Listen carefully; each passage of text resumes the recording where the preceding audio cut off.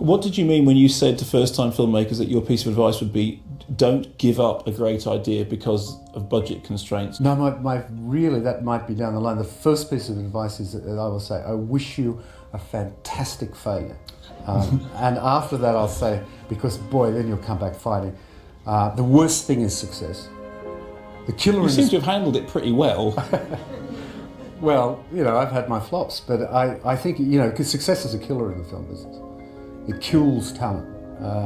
You must take risks every now and again. You have to have enough success to keep going, but otherwise obviously be out of business. But you can get cautious through success. You can get vain, and it's a very dangerous thing. Earlier this year, Australian director Peter Weir finally confirmed his retirement from cinema. The man responsible for some of the most influential and jaw-dropping motion pictures ever made had finally closed this remarkable chapter in the history of cinema. As for his reasons why, he simply said, "I have no more energy." On looking at the current landscape of cinema, one can certainly understand why. It's a completely different world now. For better or for worse, the cinema landscape is so saturated with content, whether it be made for the theatre or as simple as your smartphone on a streaming site. Storytelling has changed, and the ways to convey it have drastically changed too. Sure, you have your veteran directors like Martin Scorsese and James Cameron who are still in the playpen learning the new technologies, but some just aren't interested in the game anymore. That being said, this news of Weir tapping out really got me in the down state.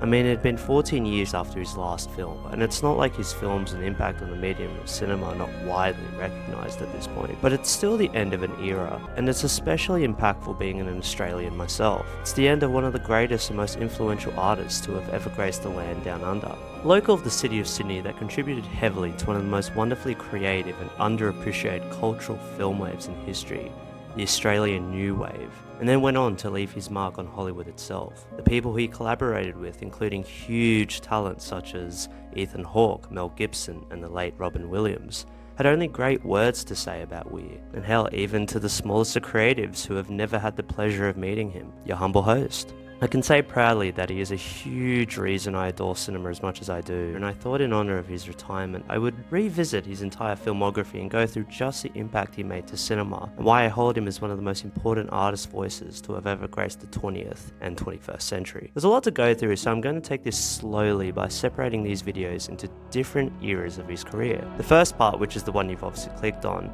we'll be diving into the early works of Peter Weir. As a young Sydney boy who started working for a local news station and quickly proved that he had a remarkable vision and eye for storytelling. And hopefully with this video, it'll bring to light a truly wonderful talent. We all have to start somewhere, so allow me to explore with you the early films of the wonderful Peter Weir. Peter Lindsay Weir was born in Sydney, New South Wales, Australia in 1944. He grew up on the harbourside suburb of Vaucluse. He attended the Scots College and Vaucluse Boys High School before picking a study in the arts and law at the University of Sydney. It was here that Weir sparked his interest in film by meeting fellow students who made the experimental filmmaking collective Uppbeat Films. It was only a passing residence, however, as he decided to withdraw from uni and, like any young Aussie, had a year abroad. Now, before you think that meant a wild weekend on the party island of Ibiza, he said that he took the time to find a fresh perspective of what it meant to be Australian. Funnily enough, a concept that would become central to his style of filmmaking. He took on numerous casual jobs and on his travels met his future wife, Wendy Stites. Coming back to Australia, he became a stagehand at Australian TV station Channel 7, where he would work on the popular sketch comedy show, The Mavis Bramston Show. Probably means nothing to my generation now, but it was a show that was a pretty big deal at the time, in a heavy government push to increase Aussie output and not have Australian television be dominated by American programming. As a result, lots of money was being directed at the arts, which meant Weir was in a really good position to make his own creative endeavours. Using station facilities, staff and friends,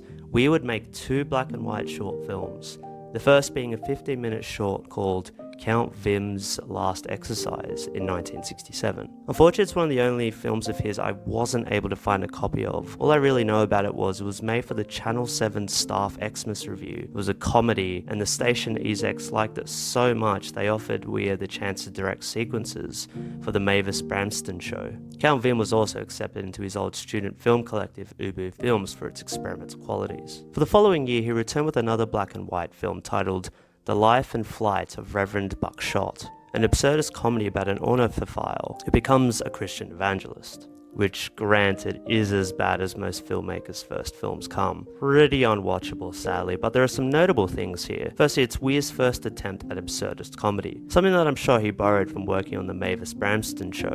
But looking back on it, it actually seems pretty ahead of its time. It actually evokes the style of Monty Python quite a lot, which is interesting considering this came out a full year before Flying Circus. Now, I'm not saying Weir influenced Monty Python, I mean that would be quite interesting, but I just found that a curious fact. Also, despite its clearly low budget, it definitely showed Weir's eye for visuals, using what was then quite experimental camera techniques that wouldn't be found on many television programs. These two films clearly impressed the producer's talent circles, as Weir and his friend composer Peter Best were asked to do a show at the National Arts School, and were then later assigned a Christmas TV special for the ABC titled Man on a Green Bike, which unfortunately was another film I couldn't find a copy of, but is apparently a comedy involving, well, you can probably guess. It was decided that Weir had some talent as he was chosen to become a trainee director at the Commonwealth Film Unit, essentially the Screen Australia of the day. Through this, he would be allowed to spread his wings and really prove what he was capable of, which began with his short film contribution to the feature-length film 3 to Go, an anthology series that presented the fictionalised perspectives of young Australians. The film he made was a 30-minute segment titled Michael, about a young stockbroker who is experiencing existential dread, conflicted between his conservative upbringing and his exposure to a more attractive,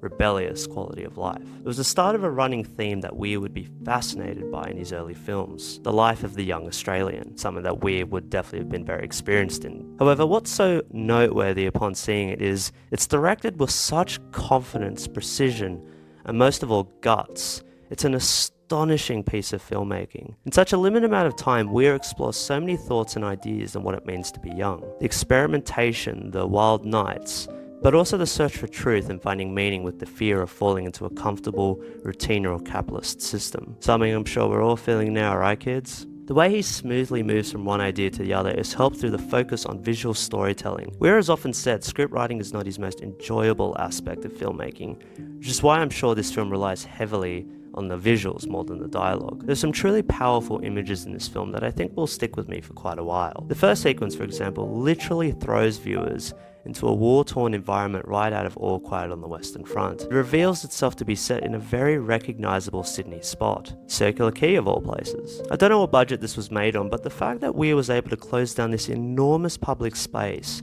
and turn it into essentially a war film is gobsmacking to me. It'd be like shutting down Piccadilly Circus or Times Square just to make a student art film. It's a brief sequence but sets the visceral on-the-ground approach to this film very quickly. The image of the Sydney Harbour Bridge in the misty fog with barbed wire and dead bodies strewn throughout the quay is a truly haunting image, especially coming as a Sydney-sider. Being very familiar with this scenic location, it was generally uncomfortable to see this place that I and many millions of other citizens take for granted be transformed into the most frightening of places. Weir litters the scene with disturbing imagery, obviously for the time direct parallels with the horrors of the Vietnam War and how it tore the young generation apart. It's an amazing sequence. While this whole scene proves to be a fabrication in the mind of our suit and tie protagonist, it reveals an interesting point about the most ordinary and conservative of citizens bottling up emotions in order to fit in within a very vacuous existence. Another really poignant moment in this piece is how it touches on the impact and role of television. A simple shot of Michael and his family watching a heated argument on television, for then the father to get up out of his chair and turn the channel to a mind-numbing chant about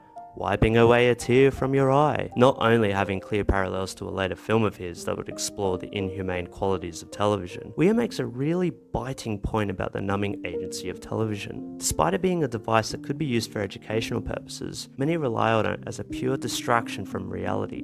Does anyone else feel targeted here? But yeah, as you can tell, Weir has a lot to say with this film piece, and it's just such a gut punch of a segment. I've not checked out the other segments as Weir did not direct those, but I was a huge fan of what he was going for here in Michael. And if you do want to check out all 3 segments, they are found on YouTube, which I'll link in the below description. Not too long after the completion of this segment, Weir would finally embark on his first major independent film, an offbeat dark comedy titled Homesdale, a low-budget horror film about a mysterious manor run by a devil-smiling manager who brings strangers together who are linked by unresolved encounters with death and plays them against each other. Shot in a 5-day period of Weir's house in Church Point, It's a pretty ambitious project that attempts to juggle slapstick humour with pure horror.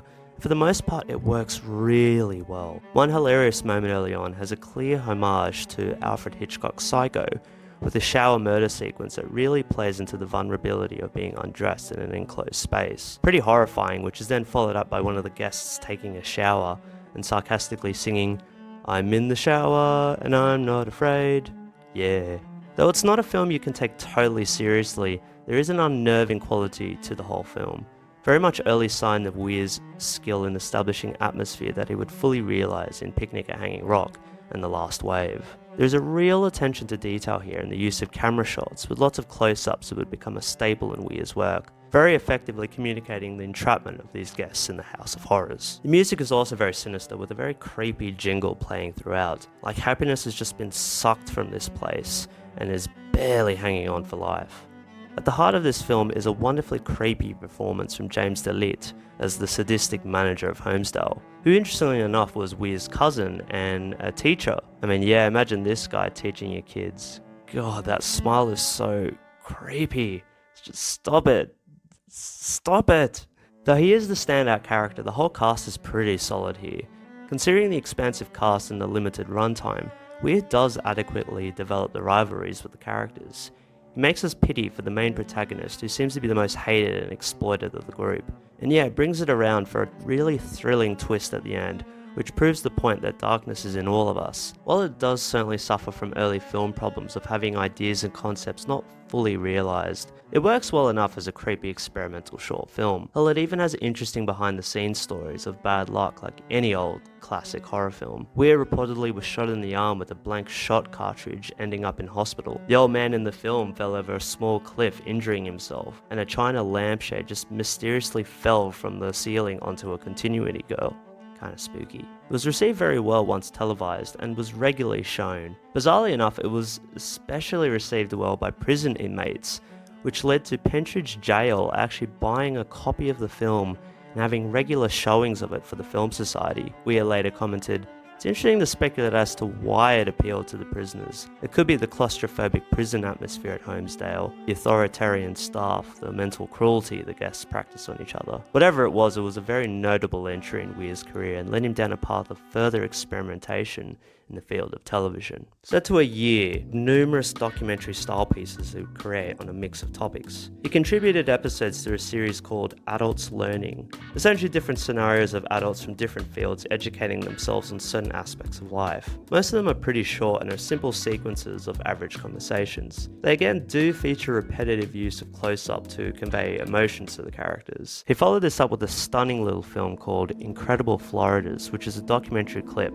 of Australian composer Richard Meele creating a musical piece inspired on the works of poet Arthur Rimbaud. This is such an eerie film. Essentially a documentary molded into a horror symphony. This is a tribute to the craft of art. It's strange that you write a work under certain circumstances, and yet, when it's played, takes on a life of its own. It seems simple in its execution, but I don't know what it is. It just left me really cold after watching it. It definitely helped with its very gothic aesthetic, just like I was watching something cursed. I would say definitely his most mature and professional film so far in his career. That shot looking into the window of Richard as he's composing that night is just jaw-dropping to look at. Then his final documentary piece of this year, 3 Directions in Australian Pop Music, Australian Colour Diary 43, its title, which is a fantastic time capsule of the cultural shift occurring in the 1970s. Not much to say except it's a very nice recording of a collection of live performances. It's very restrained and to the point. It doesn't play around with too many experimental shots, but it doesn't need it.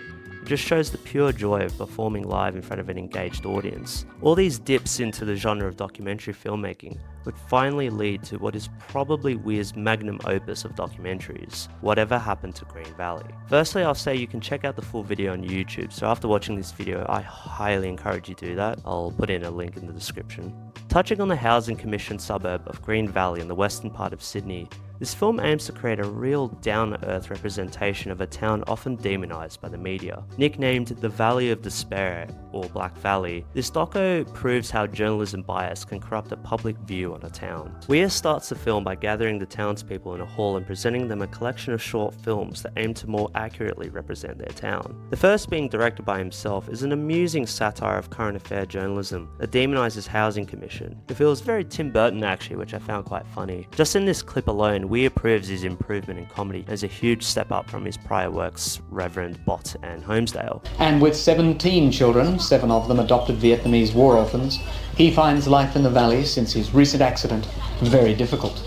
It's littered with very clever stabs at journalism that aims to boost up fears and concerns for entertainment value. After the screening of this, he introduces the collection of short films that were directed by residents of the town, in order to show an actual day in the life of valley people instead of from the perspectives of ignorant reporters. And all I can say is this is some of the most down-to-earth human filmmaking you will ever see. Not only is it wonderful to see Weir give the reins to the most ordinary of people, but they're injected with so much love and character. All amateur filmmakers, sure, but it's what makes it so lovely to watch.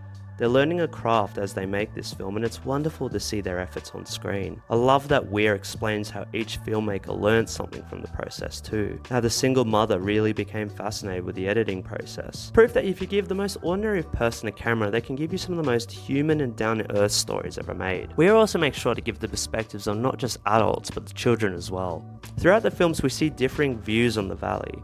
Some who are very happy to set up a life with their children here, and others who are disappointed with it and are looking for an exit out. If that wasn't enough, Weir then finishes the film by opening a discussion with locals gathered for the film premiere to ask how they feel the films present their town. Many are very happy with the results, but one gentleman brings up the fact that it doesn't quite achieve showing the worst or the best of the town, feeling like it's presented very much in the middle, which then opens up discussion about what could be improved in the town. Points are being made that there's not enough creative outputs being made available, which could put a stop to the teenage vandalism happening. Tan's my favourite of his early films, and I really highly recommend you see it. It's a beautiful time capsule of the early 1970s and carries with it such earnestness that Weir would be known for within his career. Which now brings us to his first full-length feature film, and the one most people will probably recognise the name of the most, The Cars That Ate Paris. A seminal movie in the first wave of what is called a resurgence of Australian cinema around the world, titled the Australian New Wave. I won't go into too much detail about what this movement meant and its ongoing influence to directors around the world. I'll leave it to the next video when we have to have a look at the next era in his career, but just to let you know, The Cars That Ate Paris was definitely a seminal part of this wave. It's a film that's become a bit of an underground cult classic, but one that was not received much by Australians at the time of release. It really struggled to find an audience and changed multiple marketing strategies, which pushed it as more of a horror film and an art film, which I suppose are valid labels. And it did finally work, as it did receive international recognition at festivals such as the Cannes Film Festival, and even the great Stanley Kubrick selected it as one of his all-time favourite movies, along with White Men Can't Jump. That is indeed real, and it still perplexes me to this day. But yeah, it did finally find its audience. It also received an American release in 1976, but was tragically butchered by New Line Cinema, with multiple edits, added narration, and I'm not making this up, the changed title to The Cars That Eat People. Obviously without Peter Weir's involvement. But yeah, thankfully I'll be talking about the genuine article of Weir's version. But I'm going to admit something. I don't really like this film. Yeah, I know, I said I'm a huge fan of Weir and I don't like his feature debut. What a shit talker I am. I think there are some really good things here, which I'll delve into. I do like the general concept of a mysterious country town that imprisons its occupants. Weir was apparently inspired by a press report that he read about 2 English women who vanished while on a driving holiday in France. Sounds sort of Picnic at Hanging Rock, eh? But yeah, the concept of a sinister town with ulterior motives is genuinely creepy. The cars are fantastic creations, really embracing the look of death machines. And I definitely believe inspired Aussie director George Miller in his future Mad Max series. The most famous of vehicles, one that is found on the poster, looks like a hedgehog on wheels. and it's utilised brilliantly when it's on screen, often seen impaling characters on its sharp horns. The film also looks phenomenal. The shot of the cars coming over the hill is truly inspired filmmaking. It also dives into interesting ideas, almost J.G. Ballard-esque, about the dangers of driving and utilising these everyday machines as weapons of death. I do enjoy that the drivers of the death machines are nameless and never really seen. It gives the vehicles a real supernatural vibe to them, almost like the driver and the car are one. Even the way the cars are disposed of, the human drivers are shown to be like the heart of the machine. To bring them down, you have to kill the driver. And the imagery of death on screen is pretty intense. The blood and gore is on full display here and really adds to the edginess. So what's the problem then? It's a lot of cool ideas that don't quite come together to make an interesting story. In fact, I'd go so far as to say it's messy and kind of boring. As Weir has said many times, he's not a huge fan of writing screenplays, but it definitely shows here wasn't his strong suit. He had a lot of spare parts that could have fit nicely, but it's sort of pushed onto a vehicle that already has a broken engine. Though the scenario our protagonist gets put in is traumatic, he never feels sympathetic or interesting enough to care about. Most of the characters surrounding him are a lot more interesting, like the sinister mayor, and an early appearance from Aussie legend Bruce Spence as a young delinquent. It also never feels like a story that gets off the ground. It's more interested in setting up ideas and tone, but never has a great story to see through, leading to a lack of focus and rhythm. And unfortunately, the rest is just meandering and boring. Look, I get why it has an audience. It does have the characteristics of a fun creature feature with a real level of exploitation taped on for good measure, but I definitely don't hold this as one of Weir's greatest projects. For a debut film, however, it has some great qualities and is an interesting start to what would later become a truly inspirational career. Ideas that were teased in his previous work would become fully realised in some of the greatest films ever made, starting off with the film that would inspire many future film directors. But let's wait until part 2 for that one. I hope you enjoyed this video, and I hope I gave you guys a great insight into a fantastic director. While I may not be a fan of all of his earlier works, it was a great time revisiting where he started off and just see the planting of some of his wonderful ideas and filmmaking styles that will grow to define his career. In the meantime, stay tuned for part 2. It won't be followed up immediately, as I have a couple of videos coming up in the meantime. But I really want to do this series justice, and I really want to celebrate just one of the greatest Australian voices to have ever graced the art world. Thanks for tuning in, and I'll see you in the next video. Peace.